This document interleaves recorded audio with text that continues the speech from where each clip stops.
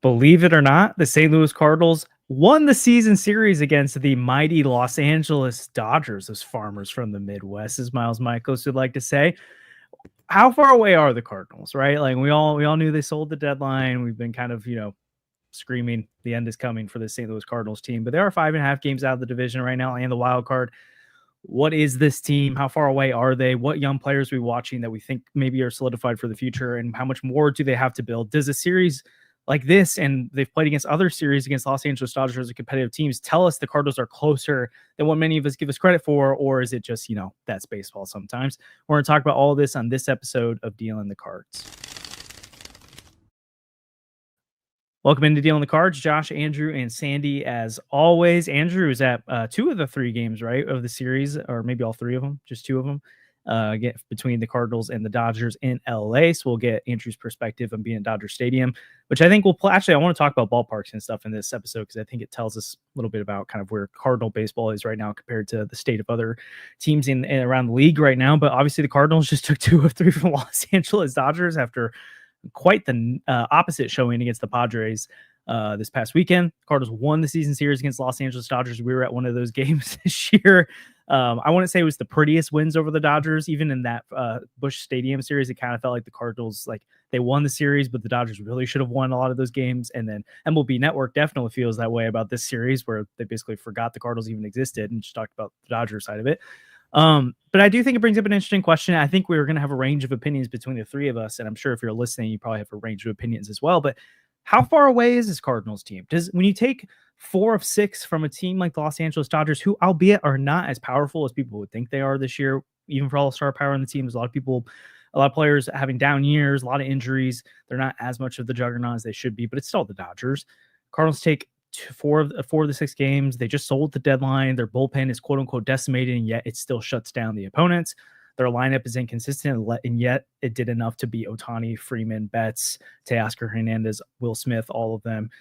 I guess, Sandy, I want to start with you, and then Andrew, from your perspective, watching it live this weekend. Sandy, how far away is this Cardinals team? Are they really in a rebuild mode, or are we closer to a potential contention window than people want to give them credit for? Well, it's just hard to tell because I think like some of the pieces for contending are there. I mean, like if you look at the roster and squint, yeah, the Cardinals have a lot of the right pieces, but the pieces they're missing are the most important pieces, and that's the problem. Yep. Like if the Cardinals were if the Dodgers had this core that the Cardinals have right now, they'd be close to contention because you go out in the offseason and you sign 2 $300 million contracts and put the stars in place that you need. But the Cardinals can't do that. And not only can they not do that, they've basically publicly committed to the fact that they're not going to do that. And they've said, we're not, like, as clearly as you can say without going on air and saying it, they've said, we're not going to invest in this team. And so if that's the case, then they're not close because the pieces they're missing are the most important pieces. I love some of the fit, like, I put something out there about Lars Nootbaar. A lot of people disagree with me. I think Lars Nootbaar is a regular. I think he is a starting caliber outfielder. I love some of the filler the Cardinals have. I mean, I that's not think even. I mean, Donovan. I know people argue with that, but it's not even debatable. When people It's say that, not. it's just dumb. It's dumb to say He's he's not a yeah. starter.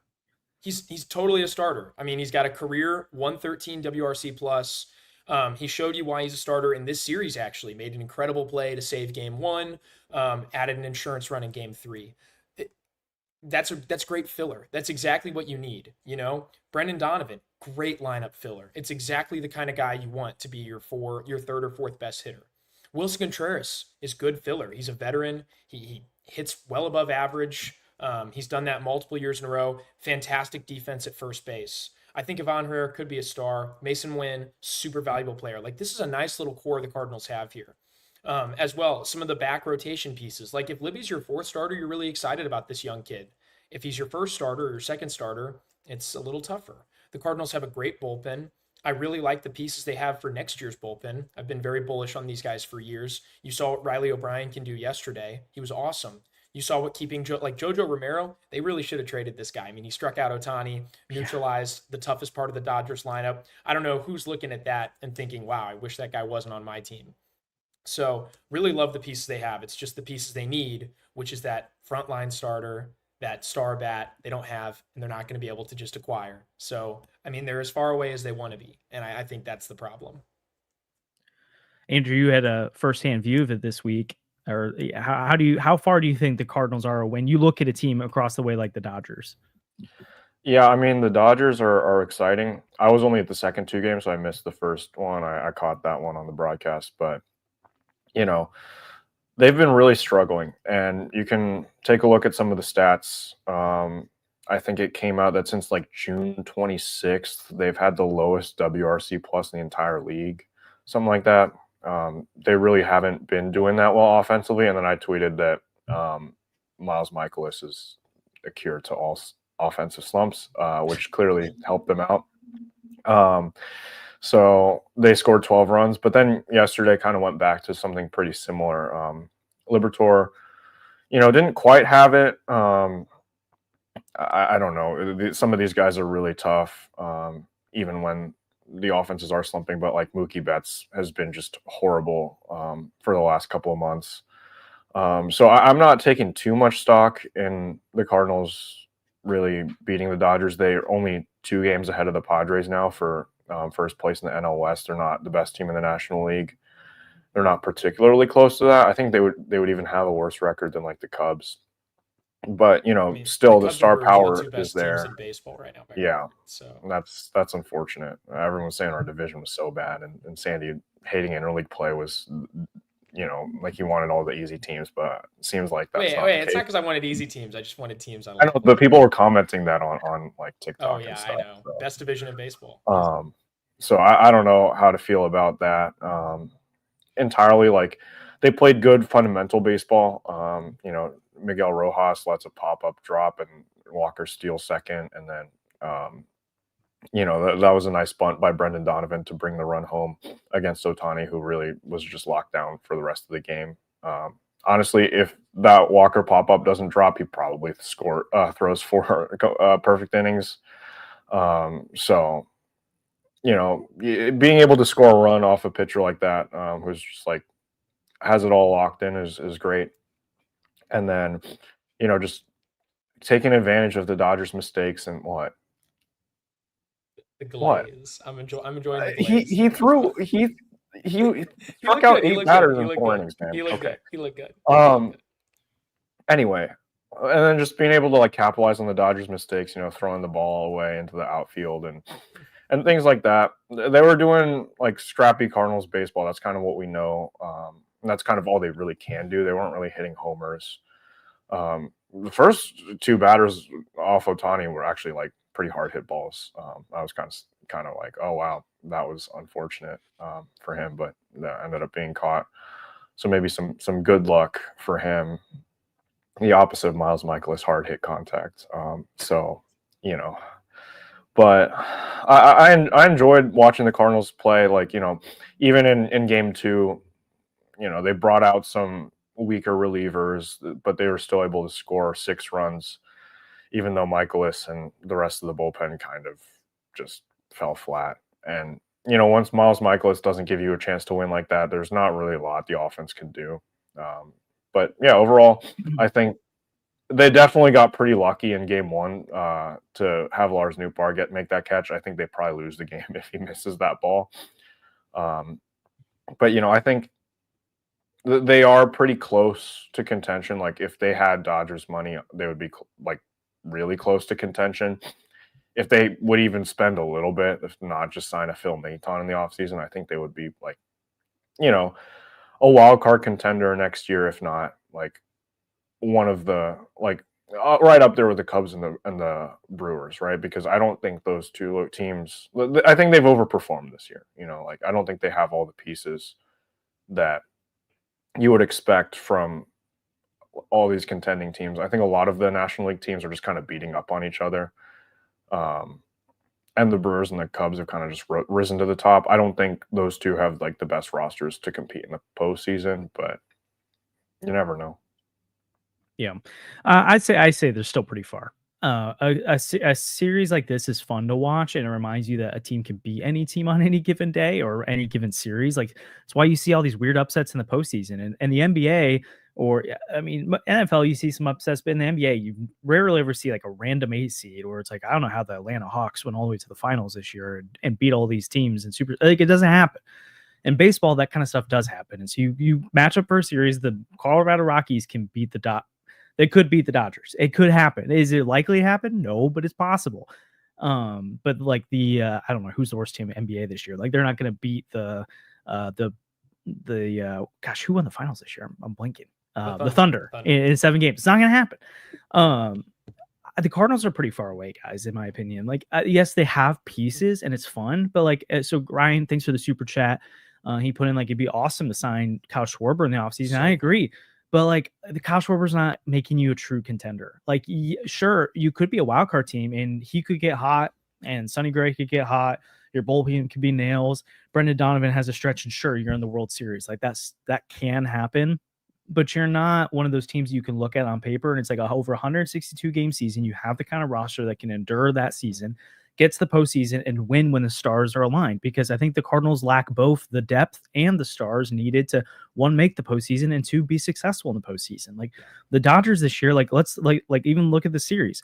The Cardinals scored 1 run off of Tyler Glasnow in game 1. Scored 2 runs off of Shemet in game 2, and scored 1 run off of Ohtani. They beat up on a Dodgers bullpen that is bad. Like it's a bad unit this year. It's one, like if you look, especially their right-handed relievers have been some of the worst in baseball this year. Yeah. I trust the Dodgers are going to figure it out at some point, but the Cardinals took advantage of a clear weakness from the Dodgers, while the Dodgers weren't really taking advantage outside of Miles Mikolas of clear weaknesses on the Cardinals. Like Libby did not have his best stuff in game 3, and the Dodgers didn't take advantage of it. Game 1, like Sonny Gray diced them up, which was awesome, but I think it's clear that this team doesn't have.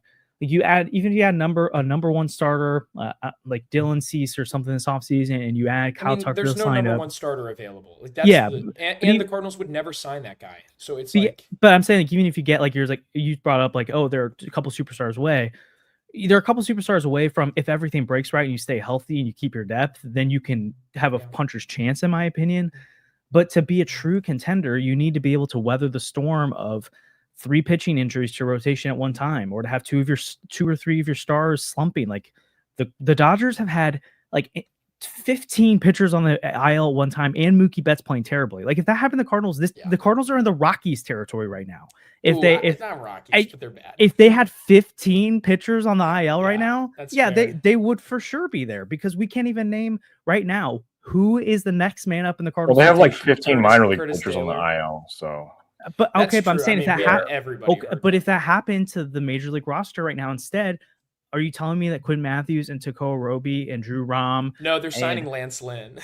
But it's bad. It's bad. I understand, like we want to see the AAA arms this year, but like we can't act like if Quinn Matthews was up here right now and hadn't struggled with injuries, he was gonna be good. Like until his last start, he had 30 walks over his last 30 innings. We have no idea how he. Yeah, and I frankly have more trust in the Dodgers pulling up some random arm on a Tuesday and that arm having success because they've proven they can do it. The Cardinals have not proven that to us at this point. Yeah. And so I think specifically the reason the Cardinals have to be in quote unquote rebuild, not tear it down. I feel like when people say rebuild in baseball, it's you tank, you trade away everyone, you be bad for 5 years. The Cardinals can be a competitive rebuild, but it's going to take time to get back to a place where you can truly compete with the top of the National League, because they do not have the pitching depth. Like, to me, next man up in the Cardinals rotation right now is Kyle Leahy, who's not even stretched out, and I don't really know if he's a starter. And then maybe Quinn Matthews, but you don't do that right now because Curtis clearly Taylor. he's had struggles. It's Curtis Taylor. It's Aaron Wilkerson. Brutal. And that's with Palante in your rotation right now, and with McGreevy, who I like, but he's a back of the rotation guy. It's with Mikolas your rotation. It's with Sonny Gray, who's pitching more like a number 3 this year than a number 1. Like this team doesn't have it. And then you look at the offense; they do have the pieces, and I do agree. You're more of like a 1-2 superstars away there to being that, but that's $60 million right there, or striking gold on developing the thing everyone in baseball wants, or trading your farm system to get it. And all 3 of those things will take time because we know the Cardinals aren't paying for it. If the Cardinals have that guy, it's maybe Yvonne, but we got to wait and see. It's maybe JJ, but you definitely got to wait and see there. Maybe it's someone else in the system that comes up. You got to wait and see. I just think it's going to take time. I think what the Cardinals can control here is whether or not it is a strenuous, horrible 3 years where you're just watching terrible baseball because they don't want to be competitive at the same time. Or do you do both? Do you rebuild the farm system to a place where in 2028, 2029, it is pumping guys out for you that you could play on a regular basis? I'm talking stars and I'm talking depth, while also paying for, I'm not saying run a $250 million payroll, but okay, we do have a hole in left field right now. We're going to fill that. We do need a superstar. We're going to go buy that until we can develop it ourselves. We do need a number 1 starter. We're going to go get that. I think that's going to take time, and that's why I say it is a rebuild, but it doesn't mean the Cardinals can't be in a rebuild next year and make the playoffs. Like, baseball affords itself for that. The expanded playoffs afford itself for that. I do think a series like the Dodgers shows you the Cardinals have talent, but like Jordan Walker right now hitting well, but like doesn't seem sustainable. Like we have to see what that looks like. I mean, yeah, I'm with you. Like, I think they are, and I think they're as far away as they want to be. Like, if the Cardinals wanted to run a huge payroll next year, they could make the wild card easily. Like, but I think that's the difference is people act like if you run a big, if this Cardinals team had a huge payroll right now, that they'd be like those other teams. So like, no, those other teams run a big payroll and have their farm system rebuilt. What the Dodgers did when they brought in Andrew Friedman in their new ownership group is they paid out the wazoo to make sure that the Dodgers were still competitive while Andrew Friedman was rebuilding their organization. Now in the late 2010s and the 2020s, they are a powerhouse because they pay for it and they've built their system. So yeah, I think to your point, they can run a big payroll and be a wild card team. Yeah, no, they can't run a big payroll and win the World Series next year unless you just. I mean, if you got lucky and did what the Rangers did and signed like 2 superstars that both had like borderline MVP caliber seasons. Yeah, and you got the right pitcher. Like, yeah, sure, you could get lucky. I think the Rangers team got lucky, but I'm with you. I don't think they could just run a big payroll and be great because you can't buy pitching depth. You can't buy it. You have to develop it. Because buying pitching depth looks like what they've done for the last few years, which is signing Miles Mikolas, and it's signing Lance Lynn, and it's signing, I don't know, it's acquiring like John Lester, Lackey, LeBlanc. Like that's what we're looking for here. So, at the same time though, I do think they're close offensively. Like I think they are really 1 star away from being a solid offense. Solid. You're right. It's so hard to get that. And I don't know. I think the big thing for me, whether the Cardinals are actually close or not, is if you look at the system, you look at the pitching depth, top to bottom, is there a frontline starter in there? Like, is one of those guys a frontline starter? I know Kareem seems to think Cooper Jerpy is a frontline starter if he could just stay healthy. So, but like, I mean, I think there's potential. I think when you look at maybe a Chen-Wei Lin, like I'm really excited about that arm. I think he's going to be awesome. I'm really excited about Liam Doyle. I'm really excited about Cooper Jerpy. And these guys are, Doyle might be close. Quinn Matthews, Jerpy might be close if he's healthy, although he's out all of next year. But like if you're looking at the lower levels where there's probably more intriguing depth, that's like 3 to 4 years away. So that's how far they are. Like they're as far as the next guy that comes up that's an actual frontline starter, in my opinion. I think that's when you can actually contend. Yeah, I agree that you start to open the window, but even then, I still feel like you have to have the frontline guy, but you also have to have the multitude of arms that can come in and cover a season for you, which it's really intriguing to me. Like one of the things I think they've started to show is like they can develop bullpen arms. Like they really figured that part out. And they can run a good, like this bullpen right now is stinking good. And you just lost 3 guys on the trade market that contenders wanted. You lost your closer, you lost your setup man, and you lost your left-hand specialist swingman. And the bullpen has missed a beat. Like you saw it the other day with Ryan Fernandez blow up and Granillo couldn't get it done. That's going to happen with you on arms. But like imagine those guys paired back with Phil Maton and Steven Matz and Ryan Helsley, and you could basically run an 8-man bullpen where you feel good about everyone going out there. Like that's a huge revelation. And yeah, they do know how to produce the 6th hitter and the 7th hitter lineup and a 5th hitter in the lineup, like, or maybe a leadoff man. Like they have those pieces scattered throughout the team. They have too many of those pieces, but they don't have for sure yet. They don't have, like, we can't say for certainty they have a 3-hole hitter or 4-hole hitter or like today's number 2-hole hitter. That's like truly your best player. Maybe JJ's that, maybe Yvonne's that.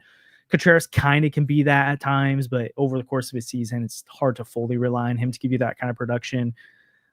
You still are hoping Jordan Walker can be something, but I think we'd all be surprised at this point if he's one of those bats. Burleson's kind of one of those bats, but even then, it's kind of like a lot of those you got to squint a little bit and be like, yeah, he could kind of be that. 100%. When you look at the Mets or the Dodgers or the Phillies on it, it's like Bryce Harper is that, Kyle Schwarber is that one. So like we don't have to preface it at all. It's like those guys are stars. Yeah. Cardinals are like, if things go right in July, they could be a star, and then June they're not, but August they could be. And I think people might think of being a hater right now, but just trying to be realistic with that. I'm excited about where the team could be going, but it's going to take some time. Andrew, any other thought? Oh, good. I was just going to say, I think to be a contender, you have to be able to look at all three units on your team and say all three of these are plus, and there's enough depth to like back them up. And I think the only unit that you could have felt that way about this year with the Cardinals was the bullpen. And now with how much they shipped out, like you can't even feel that way about the bullpen right now. I'm sure we'll feel that way next year. There's so many intriguing arms. Even if you look down to like an Odinir Mosqueda, who's been awesome in AAA, yeah, like that's been great. There are plenty of intriguing guys. I think we will feel good about the bullpen again next year. And again, like look at Riley O'Brien. Look at what he's done. They got him for cash, 2 years ago from the Mariners. The Cardinals are really good at isolating or identifying and getting those guys. But yeah, we're not even close to feeling that way about the rotation. And I think even if a lot of these pitchers hit what they should hit, and end up being the guys that you're hoping they're being, I still don't know if that's enough for you to look at the rotation in 4 years and be like, yeah, this is a plus unit and we have the depth to continue to be a good unit if we lose guys. So yeah, I think you are right. I think they are far away, but also like they could be closer if they wanted to be, I think. But anything else you'd add to that, Andrew? I mean, You're still there. You're good. Okay. I think all teams with injuries are just going to be worse, right? Like, look at the Braves and how many injuries they have where they have to call on Eric Fetty to be in the rotation to even like survive, right? Like that's a team that was maybe a favorite to win the division and now are doing a 2023 Cardinals. And they didn't even do a fire sale. They didn't even trade anybody at the deadline, which is kind of crazy. So I don't know if like you need that much depth or like how much depth the like Dodgers like they have depth, but like they're not performing where we expected them to be performing, right? They're in a division because of the injuries.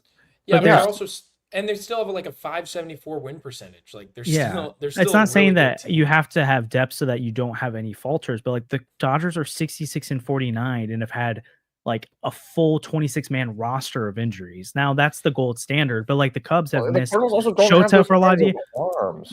But like we've talked about that before. Like that's okay, but they need those kind of arms in order to compete. And so once they get those kind of arms, they're gonna need depth behind it because they're gonna. And they have those kind of arms in the minors right now, but they're all hurt. That's kind of the thing, right? Like, exactly. And so once those guys get to St. Louis, you better have depth behind Takeo Roby and Liam Doyle and Quinn Matthews, all those guys, because they're not going to stay healthy the whole time. And it's not to say that you won't miss a beat, but it's like look at the Cubs. They have missed lineup pieces for parts of the year. They missed Shota for a significant chunk of the year. They haven't had Justin Steele the entire year, and they are clearly a World Series contender.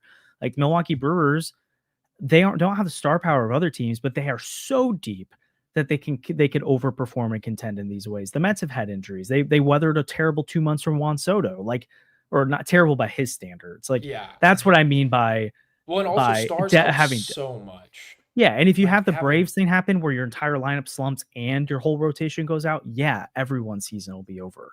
But I'm just in general, like this Cardinals team's room for error right now is this much. If everything's going right, they can compete.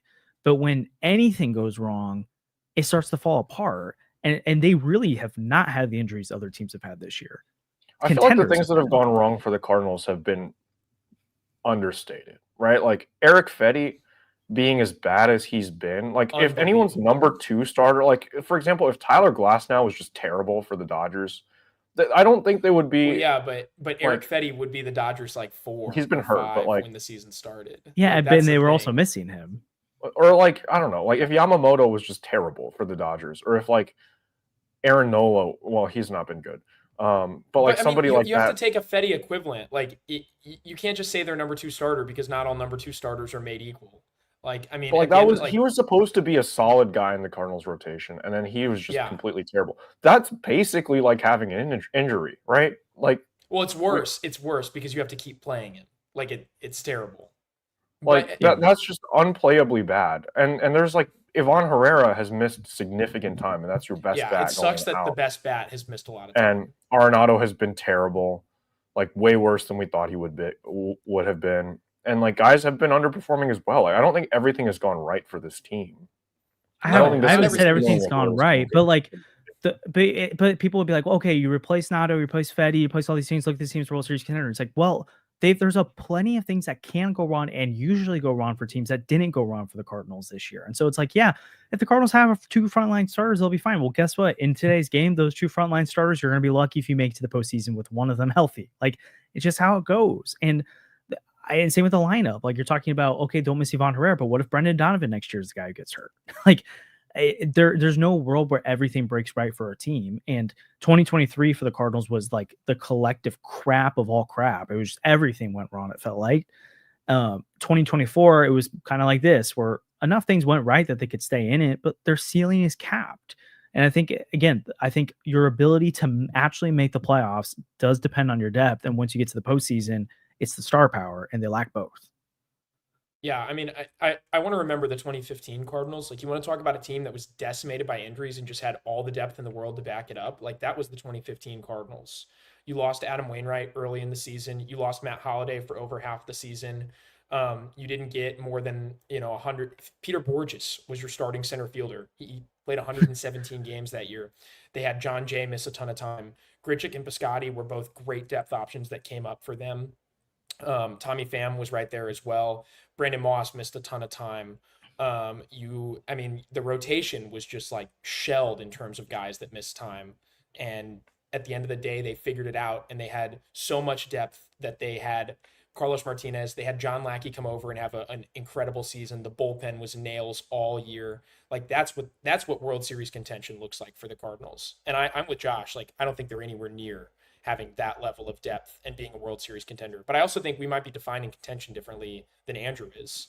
Like, yeah, I think he's right. He's right that if more had gone right, like, this team technically could have made the wild card. And there's still, like, technically still can. Yeah, exactly. Like, a 2021 run, this team makes the wild card. Yeah, if they go out and win 16 games in a row, it's not, like, likely. I don't think they're going to do that, but they technically could. They just beat the Dodgers in a series in LA. They still have the pieces if guys get hot to go do that. I just don't think it's likely at all. And I think you're playing a game of probabilities, and looking at next season, the probabilities aren't favorable for the Cardinals. Like, they're probably not going to make the playoffs, and that's where you are. They're really far away from having these things feel favorable. I think that's the big thing. And they're even farther away because they want to be farther away. And that's the worst part.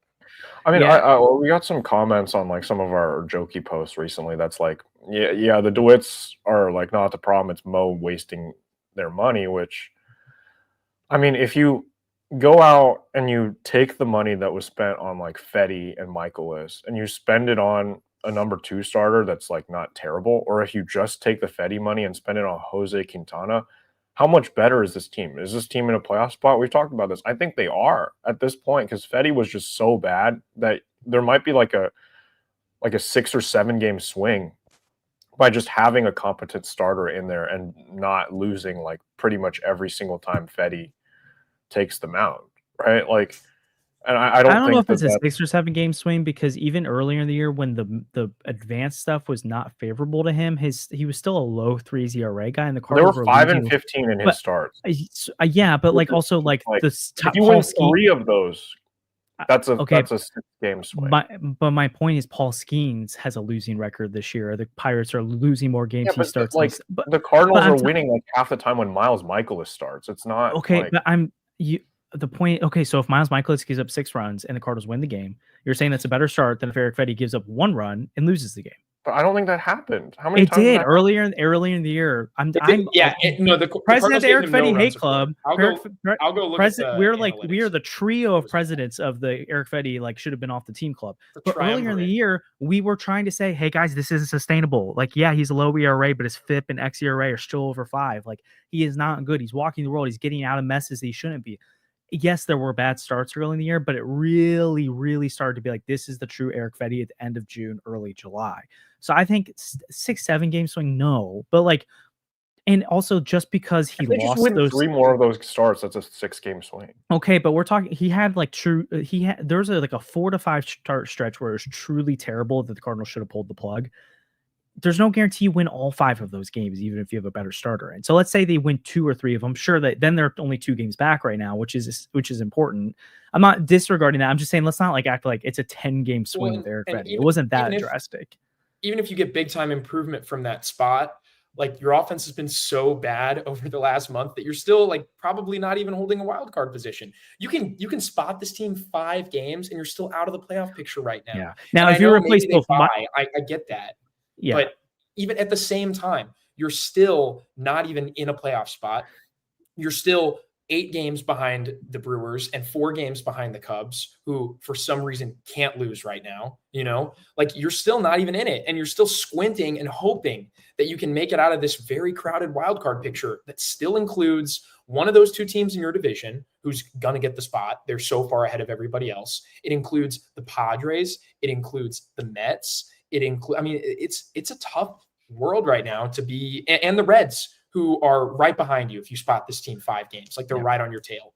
So you still don't even have a guarantee to make it. So I think you're still nowhere close. I mean, yeah, I want to see the Cardinals roll the dice. Like I really wish we could run this season back and not have Eric Fetty and not have Miles Michaelis. Like I really wish they had done what we wanted them to do and go sign Jose Quintana. It would have been awesome, and it would have been a lot more fun. And we'd be talking about also a team that instead of, yeah, it would have been cheaper. I know. It was totally the right call, and we were all right. And that's one that we can celebrate because we were smarter than the front office for once. But it would have been really fun to only be a couple games out. But that's not what happened. And even if they do that, they're still not making the playoffs for sure, much less contending for a World Series. Yeah. Like, and so I worry about the future. I mean, we can talk about this later. Like we talked about it last week a lot. I just worry that the fans are just never going to show up and they're never going to spend money again because of that. So winning fixes everything. We'll see. I think it does. Let's thank the sponsors real quick, and then we'll get into that some more because I know Sandy was gone for that convo. But as always, Through and 4 Sports Cards and Collectibles is the presenting sponsor of the Deal in the Cards podcast. They're awesome if you haven't checked them out already. They're located at 9640 Olive Boulevard in Olivet. Open 10 to 5 Monday through Friday and 10 to 4 on Saturdays and Sundays. They buy, sell, and trade all sports cards and Pokemon cards. They have the newest selections of packs, boxes, and single cards of local players and stars from around the league. Make sure you go check them out. We know many of you shop there already. And if you go check them out, make sure that you let them know we sent you and send us what cards you pull or what cards you snag while you're in the store. And we're also card today because I'm traveling. It's very sad. I should have pulled up on my Brendan Donovan ones, but oh well. But we also want to tell you about one of our other sponsors, and that's Underdog Sports. The Deal in the Cards podcast is proud to be partnered with Underdog Sports, our favorite place to play fantasy games. You're now eligible to play in Illinois, Missouri, Indiana, and 37 other U.S. states. You got to check out Pick'em. It's so easy to play. You just pick 2 to 8 stats of your favorite players and choose whether they'll go higher or lower. You can win 20 times your money by going 5 for 5. If that sounds like fun, sign up with our promo code CARDS to claim your first free pick plus first-time deposit offer up to $1,000 in bonus cash. We can't wait to see your entries. And also, like, I'm going to the Cardinals-Cubs game tomorrow with some friends from work. I'm excited about that one. You can always use our code SeatGeek or use our code NewtNews over at SeatGeek to get $20 off a purchase of $50 or more. It doesn't have to be Cardinal games. Could be a concert. Could be college basketball, football. Like any events you want to go to, you can get tickets on SeatGeek. Use that code NewtNews. Save some money and go to some fun events this summer and fall. Let's continue this. On Sunday Night Baseball. That'll be a treat. Let's continue that conversation because I do think, yeah, you're right. Like if we're talking about the team being a wild card team, the Cardinals aren't that far away because no team is truly all that far away from it if you do the right things. But we're talking about a sustainable contender, especially one that operates not on the biggest markets in the world, like a top end payroll. Then you do have to win on the margins, and you do have to nail the player development side of things. And not just because you had to develop your own things, but you have to have the internal depth that when you don't have a frontline starter, you can go trade for it because they're never going to sign it. Or you go trade for Paul Goldschmidt, Nolan Arenado, or actually make a real trade because like more Kyle Tucker, because Paul Goldschmidt and Nolan Arenado are probably not falling in your lap again.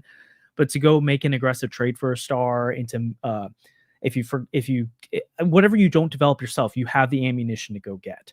I think that's what the Cardinals are far away from. Andrew, I'm worried with you in the sense that if they continue to be this third wild card-ish team where every single year you go into the season, and it's not just like national media underrates the Cardinals, because there were years even in the mid-2010s where the national media was always like, yeah, Reds and Brewers or Cubs, they're going to figure it out. The Cardinals this year, they fall behind. And Cardinal Nation was like, just wait and watch. We'll be there. If it's more like national media is an afterthought, and Cardinal fans in St. Louis, they're kind of like, we'll see what happens. Then I do agree, Andrew, that there is a world where there becomes decreased revenue, leads to decreased spending, all that kind of stuff. But I do still have confidence in the DeWitt family that once the farm system and player development side of things is figured out and they're pumping out the things they need, that even if revenues are not where they're at, they need to be right now, they'll make an aggressive move to pump that talent into the team that brings fans back, knowing that the revenue machine will start rolling again. But it's a risk. And I think that Mike worries that should happen within the next 2 to 3 years, but they might delay it to the 4 to 5 years, because if they keep seeing revenues decrease, they might make Bloom's job harder. We see the Guardians and Rays figure it out, so it's not impossible to run a low payroll, but we also know Cardinal Nation isn't going to settle for a team that trades players in second year of arbitration every time because like, oh, we can't keep them around. Can't have stars. Can't do it. Like, that's not going to function here. But Sandy, we haven't gotten your thoughts on that. Like, how worried are you about the potential of things falling off a little bit? I definitely worry about a death spiral like the one you're describing, where ownership doesn't invest, so the team gets worse, so fans don't come to the games, so there's less money, so ownership continues to divest. Like, I totally worry about that. And I think there are other things as well that we've touched on here before, but the potential damages of like a Nashville franchise, for example, coming to baseball. Like, there are a lot of things like that that could hurt the Cardinals in the long term. But at the same time, I think they're going to get the TV situation figured out better, and they're not going to be taking the huge revenue hit that they took forever. And that's going to help ownership have more confidence, I think, in investing.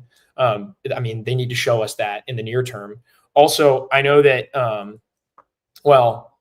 it's actually worse that I know Ballpark Village and One Cardinal Way aren't connected in a business sense. But we know that there's some connection there, and it's worse actually if fans don't come to the games because then they don't spend money there. So maybe there is that concern, but I think the DeWitts understand that winning does bring revenue. And I think they get it. They're smart business people. They have to understand that winning fixes these problems. And so hopefully they're able to break that spiral before it gets too bad, because you're right. There totally is a world where things just keep getting worse and fans keep getting more and more turned off. And eventually they're at a point where they're just not good, and they haven't been good in a while, and ownership is not interested in investing. And that would be a terrible, terrible future that I hope we don't have to live in. But I think I'm with you. I think I have some confidence that they will break the cycle. And I think they understand that it's risky to invest in the team, but investing in the team can bring huge payday and huge dividends too. Like, if you invest in the team and win, you have years like 2022 where they shatter what they thought they were going to make. You bring in a ton of money. And I know the Albert Pujols wave helped with that, but also like going to the playoffs helps with that too. And having marketable stars and selling jerseys. And I think they've had enough good years like that where they're going to do it someday. Yeah, I think there's in the chat, I think Rally Squirrels when we put in here about the the behind the scenes and also publicly, I think the Mo and the DeWitts have very much been started to be advocates of salary cap. And I know there's some fans that think it's dumb. I actually think it'd be really great for the game. I just do. Pretty much every other sport operates with one, and it sucks for players. And I think I think at this point you're in such a strenuous relationship with the league that I don't know if they're going to get a great deal on this, but I think it helps the middleman, and it helps I think it's like over 60% of big leaguers never even make it to arbitration anyways, or make it to free agency. I think like less than half make it to arbitration. So like when you have Bryce Harper's of the world calling it out, being like, oh, it's hurting us. It's like, no, it's hurting the top 1% of players. Yeah, it's hurting you. Yeah. The system could actually probably help a lot of young players out that never make it to that point. And I think for a baseball fan wise, it would restrict the potential that the Yankees and the Dodgers and teams like that have, and the Mets, that they can just run the world with payroll, and they can still spend to the cap of it every year and take that advantage in a way that the Rays never would do that. But what I think it really helps is the Cardinals, the Cubs, the Diamondbacks, thinking of those teams that never sit in the top 3 to 5, but like would spend more than other teams would. That levels the playing field out. And I doubt there's a world where there's a real salary cap in place where the DeWitt family doesn't push toward the top of that. They might not be the very top of it. We can complain that there's a $30 million gap that they still aren't filling. But like then it incentivizes too. It's like, hey, why not go sign JJ to a great cost controlled deal right now? Because he is your potential of a star right now. and let's get him under contract at a good rate so he fits within our salary cap long term. And it incentivizes, well, there's no, whatever the cap is, there's no way the Juan Soto deals can happen anymore, because unless they make the cap big enough that can fit that, it's like that would kill a team's salary cap. NBA salaries are mostly guaranteed. There's a little bit, you can do some non-guarantees in there. MLB contracts are fully guaranteed, and then NFL, it's non-guaranteed. So I'd be curious what they do with that. Or there's some guarantees, you can negotiate what that looks like. But I think the salary cap would, if you told me for a fact after whatever this lockout happens that there's going to be a salary cap implemented, I'd feel a lot better about the future of the Cardinals. Yeah. I think the thing that worries me by far the most is if there's a huge lockout and fight in 2027, we lose the season, no salary cap gets put in place, and then the Cardinals come back, and it's like, oh boy. Like, and then there's a Nashville expansion. Yeah, and there's Nashville expansion. It's like their market got undercut. There's not going to spend. They lost more money, so I can spend even more. There's no play. Anyways, I think that's like true worst case scenario for me. And even then, I believe this organization will bounce back. But like, there are teams like the Yankees have not recaptured the glory days, and it's been like 20 years. Like they had that 1 year, and they've had success lately, but it's not the same. Like, the Celtics are not the same for what they were in the 1900s. Yes, they're still a good team, but they're not the team that won like 10 straight like with Bill Russell and stuff. Like there are teams that have eras and they never return to them. And I believe the Cardinals will return, but like you can't just luck your way into it. Like the Cardinals got there because they were strategic and they were wise and they did things better than everyone else, and it got them in those places. They weren't just lucky, they were good. They got to get back to being good as an organization. And I think that's what Chaim Bloom's tasked with doing. It's just going to take more time than people would like it to. Yeah, I mean, it's definitely going to take a lot of time. You have to get to the point where the Brewers are, where they just like they just ooze good pitching. They just leak good pitching. It's unreal. Everybody they call up is successful, it feels like, and they're sending Chad Patrick down with a 3.6 ERA, and he's not even the guy everyone's talking about because they just brought up Jacob Misiorowski. I mean, it sucks, and that's where you need to get. You need to get to the point where you bring up a Jackson Chourio and your system isn't all of a sudden ranked in the bottom 10. Cardinals have made an acquisition. Oh. Cardinals have claimed right-handed pitcher Jorge Alcala from the Boston Red Sox today. Very nice. Breaking they news, got another Veneziano too. He'll probably be on the active roster then, because they need is he a lefty, or you said he's a righty? He's a righty. Yeah. Oh yeah, we need another lefty. I don't know what that'll look like. I don't know anything about him, so we'll see. You got to get to the point where you can call up your top prospect and your system isn't taking a huge hit in a ranking because it was top heavy. Like when the Cardinals call up JJ, they're going to slide like 4 or 5 spots probably. When the Brewers called up Chourio, that didn't happen. They're still one of the best systems in baseball, and they're still full of premier talent because, oh, look at that. There's Jesus Mate. There's Pena right behind him. It's just like, you got to be able to get to that point, and it's going to take a lot of time. You're right. The Red Sox got there, though, under Bloom. And you look at the guys who are graduating now, Marcelo Meyer, Tristan Casas came up recently, Roman Anthony, Christian Campbell. And they're not all delivering right now at the big league level, but there's premier talent and talent you can bet on. And that's what the Cardinals need. The guys that come up for them right now are not guys you can bet on. I mean, Nathan Church is having a really fun season at AAA. Yeah, I hope that the power surge is real. I hope that he can be a 350 on-base guy at the big league level. I don't know. I don't see it. I don't believe it right now. And you look at it and you're like, I'm not going to bet on that guy being a stud, but I'll bet on Roman Anthony being a stud, and that's where you need to get. So, I mean, you are right. They are far in that sense. Not far from being a third wild card, but far from being a sustainable, true World Series contender like they were in the early 2010s. Andrew, anything to add to that? I mean, yeah, there's a lot of work to do. I think that they can do both, like some teams have done that. And I mean, they're not going to spend like the Dodgers, but I don't know why you can't try to run out a competitive team next year. And they're going to frame it as that, but like, let's be honest. When you look at this team coming into this season, like they did overperform in some aspects, but like, and they did have good players, but the narrative surrounding this team was they didn't spend any money in the offseason. They signed Phil Maton and that was it. And like they could have done things to improve it and improve their chances. And I'm not asking for them to do like big moves because we know that's not going to happen. But there were marginal moves that they could have made that really would have increased this team's ability to win, and they didn't do it. And that's where we are right now. And I don't know if they're even going to do that next year. Yeah, I mean, you're right. It took a month to figure out the bullpen, and the bullpen lost you a bunch of games at the very beginning of the season that you could have won, and like one more Phil Maton. And granted, not every $2 million signing is a Phil Maton, but every $2 to $5 million signing is a veteran who's done it before, who has more experience than the guys you're bringing in. More experience than Ryan Fernandez, who has 1 year under his belt, and one more of those guys could have really helped you. Could have won you 3 games right there. We all said they should have gotten another starter. We said it over and over again, and there were guys available, and another starter might win you 3 more games. And now you're looking at 2 to 3 wins here, 2 to 3 wins here on the margins. You're a wild card team.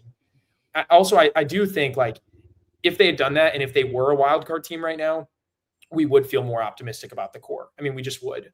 Like where you are in the standings is going to inform how we feel about the team. And the season being over and the Cardinals being sellers, like absolutely dictates a little bit of how we feel about them. Whether we're saying it factors into our analysis or not. And it'd be really nice. And I'm with Andrew. Like that's why I said at the beginning, I think they're as far as they want to be in some sense, at least from being a wild card contender. Like they could bridge that gap. And I wish they would. I wish they'd invest more in the team. And I really do hope they do something this offseason, something intriguing. Like go sign 2 Phil Matons now because it worked last time. And go sign a Jose Quintana this offseason and at least buff up your rotation just a little bit. I hope they do those things. And if they do those things, I think you're looking at a team that, they're going to be in the third wildcard discussion again next year. But they're so far from being a true contender. I mean, what do you think about that, Josh? Like, do you think they could do something like that this offseason and be fun at least next year? Because they can do both. You can rebuild and still be competitive. And that's what they need to do. For sure. I feel like the range of outcomes, like kind of like this year, is wide, where if they make some of those moves, it doesn't guarantee they're a fun, good team, but it ups the chances. And they could be 9, 12, 15 games above 500 at some point. Maybe not 15, but like they could be a competitive team. While like this year, this could have gone a lot worse. Like there were like, again, like there's a world where Sonny Gray blows out his elbow and Willis Contreras missed a lot of the year. And on top of everything else that happened, and this team is all bad. We never even convinced ourselves they could make the playoffs. Right. So I do think that's true. They can make those moves around the edges, even if they're not necessarily spending, but if they just repackage the redundancies on the roster and they turn Lars Nootbaar into pitching depth, or they turn, they move some of these bats around to go get some of the stuff they need. I think that could even be helpful, or to clear some of the clutter where it's like Nolan Gorman isn't trying to figure out every day if he's playing or not. He is playing every day. Maybe it does look better. Again, you get JJ Weatherholt next year. I'm bullish on him. I think he's going to be awesome. Again, we shouldn't necessarily bank on it, but like I really think this role where JJ Weatherholt's a huge asset to this team next year. Maybe Liam Doyle's at midway through the year next year. There's plenty of reasons to put this team to not be boring and bad next year. Yeah, I'm focused on. I think we all agree on this. Like we want this club not to be the what we've seen the past few years, where you kind of wait and see. Want them to be back to being the team that they should every year expect to win the NL Central. At least, right? Like they should be a team that should be one of the best contenders in the National League. And that's to get to those depths, or those levels, it's going to take more time.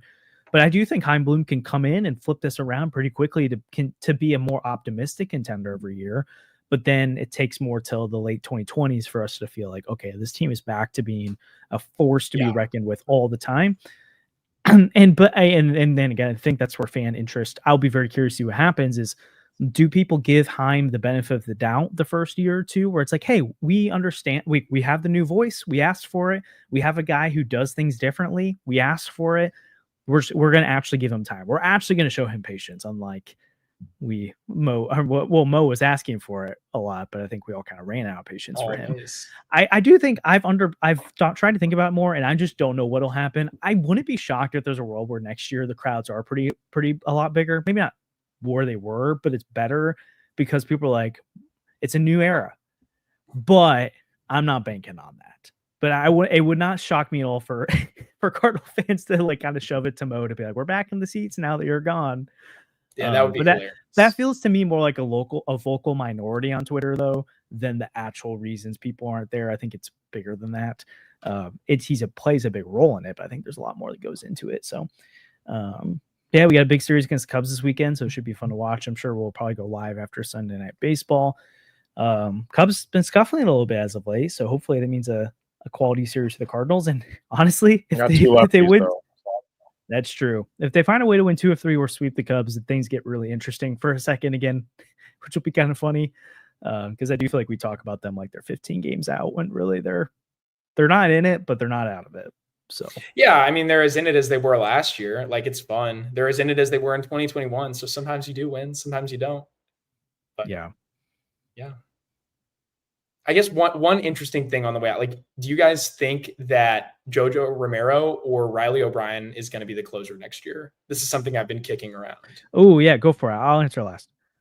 Well, so I think like a lot of people seem to believe the Cardinals are going to go with the closer by committee role like next year. I mean, I think they will down the stretch here. We saw it yesterday. Like, JoJo Romero faced the lefties, and I think if there hadn't been lefty row like that, JoJo Romero would have gotten the 9th.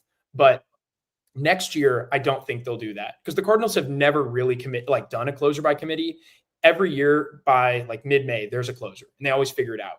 Like, even between eras, right? So you had just the Ryan Helsley era is over. And if they bring him back, he's the closer, but I'm not sure they're going to do that. We're not banking on that.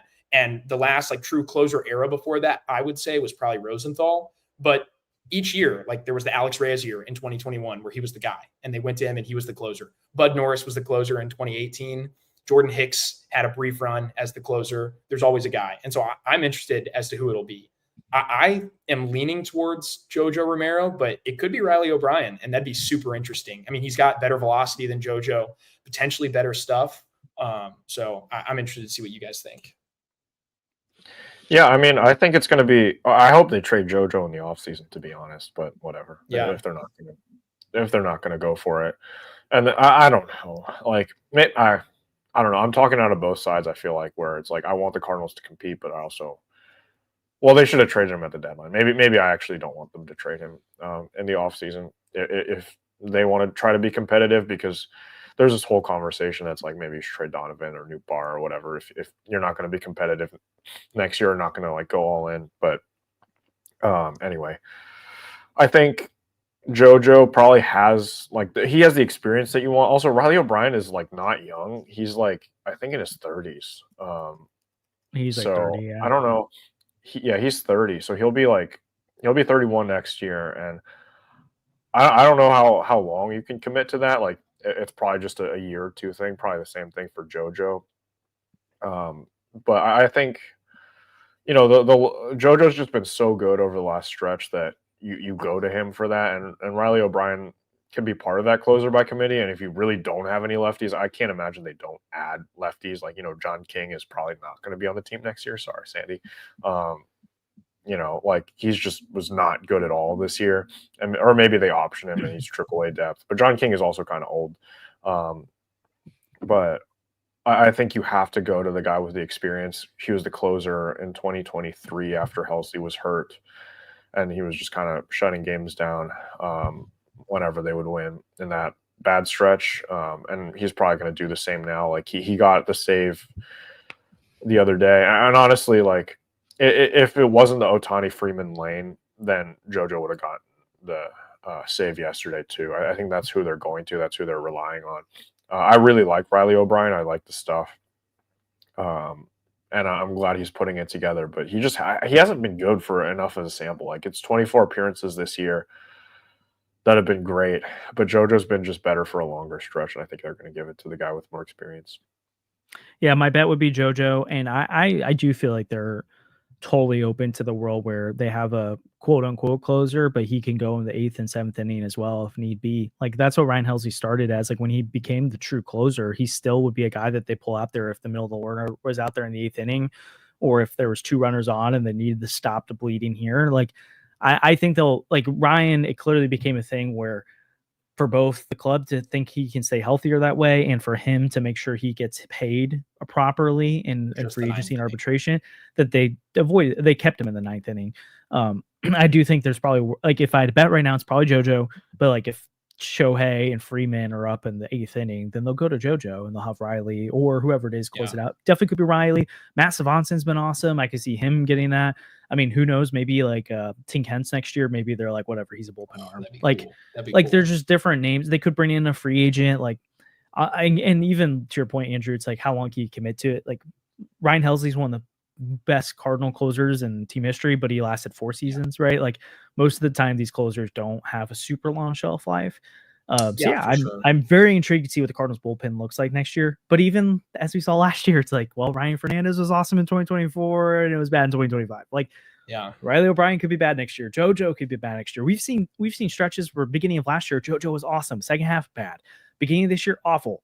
Rest of the year, amazing. Like, we'll just, I think it's really like you shake it up. That's why I think we love the idea of the Cardinals just throwing these darts at the wall of relievers.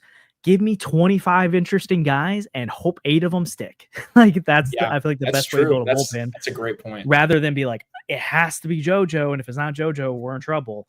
Which I don't hear you guys saying that. I'm just processing how I see the bullpen for next year. I think I agree with you, Andrew, that JoJo should have dealt at the deadline, but now that he's not traded, I mean, he'll probably, when we talk about trade candidates offseason, be a name I throw out there. But I don't see myself having the same intensity, kind of like the Helsley Fetty thing, where there just isn't a lot of precedent for good reliever trades happening in an offseason. So at this point, they missed the boat. They definitely open to them trading him, but I'm not like gung-ho about it because you are trying to be somewhat in contention. And I don't know what you get for him in the offseason because the team is probably more likely to go sign a left-handed reliever than to go trade for JoJo. But I could be wrong. So if I was in the front office, I'd be listening, but I don't know if they're getting any kind of offer we'd want them to. So should be a fun weekend. Oh man, someone brought up Kevin Seekers. Gosh, love me some Kevin Seekers. That was glory days of the Cardinals bullpen. But always appreciate the support as always. Like and subscribe helps the channel a ton. We'll be back on Sunday after the Cubs Cardinals series. Hopefully we're feeling good about it. Not watching the Cubbies, do their thing, but it's been fun. We'll continue to cover this team all series long and deal on the cards. Like and subscribe helps the channel a ton. We'll see you guys next time. Peace. Thanks, Shohei.